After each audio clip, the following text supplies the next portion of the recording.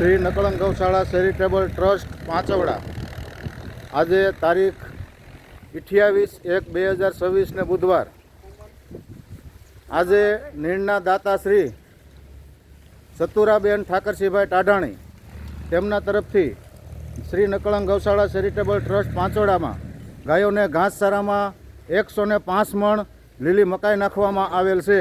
બોલ રામા પીરની જય.